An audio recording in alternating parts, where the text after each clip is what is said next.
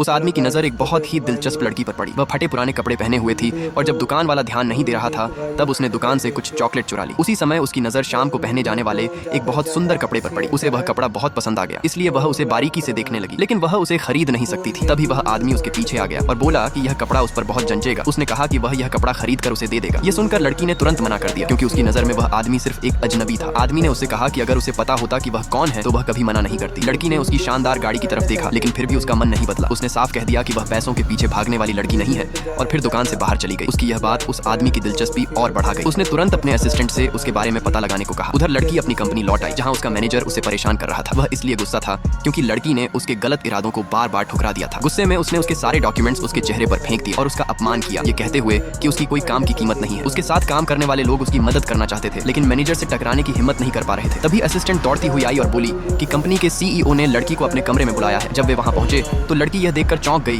कि वही आदमी वहां भी मौजूद था। कंपनी के सीईओ ने बताया कि वह आदमी कंपनी का सबसे जरूरी पार्टनर है। मैनेजर ने तुरंत उसकी चापलूसी करने की कोशिश की, लेकिन उस आदमी ने साफ कहा कि वह यहाँ लड़की से मिलने आया है। उसने मैनेजर को आदेश दिया कि वह लड़की से माफी मांगे। मैनेजर बात टालने की कोशिश करने लगा और वहां से निकलना चाहा, लेकिन उस आदमी के असिस्टेंट ने उसका हाथ पकड़कर उसे मेज पर दबा दिया और उसकी उंगलियों पर चाकू मारा। मैनेजर डर गया। वह रेंगते हुए लड़की के पास आया, खुद को बार बार थप्पड़ मारने लगा और उससे माफी मांगने लगा। उसी समय कंपनी के सीईओ ने उस आदमी से पैसे ले लिए और लड़की से कहा कि अब से वह उसकी पर्सनल असिस्टेंट होगी। लड़की ये सुनकर उलझन में पड़ गई। तब वह आदमी उसके पास आया और बोला कि अब से उसे उसकी बात माननी होगी। जब भी वह उसे बुलाएगा उसे आना पड़ेगा। लेकिन लड़की ने उसकी बात को गंभीरता से नहीं लिया और सोचा कि वह बस ध्यान खींचना चाहता है। इसलिए जब उस आदमी ने उसे मिलने के लिए कहा तो उसने उसकी बातों को नजरअंदाज कर दिया और अपना काम करती रही। गुस्से में वह आदमी सीधे उसके घर पहुंच गया। लड़की को पता ही नहीं चला कि कोई अंदर आ चुका है, क्योंकि वह बिजली बचाने के लिए रोशनी भी नहीं जलाती थी। जब उस आदमी का सब्र टूट गया और उसने आवाज की, तब लड़की को एहसास हुआ कि घर में कोई है। वह तुरंत दरवाजे की तरफ भागी, लेकिन उस आदमी ने उसका हाथ पकड़ लिया। उसने पूछा कि वह उससे क्यों बच रही है। लड़की ने उसे जोर से धक्का दिया, एक बोतल तोड़ दी और उसे चेतावनी दी कि वह उससे दूर ही रहे।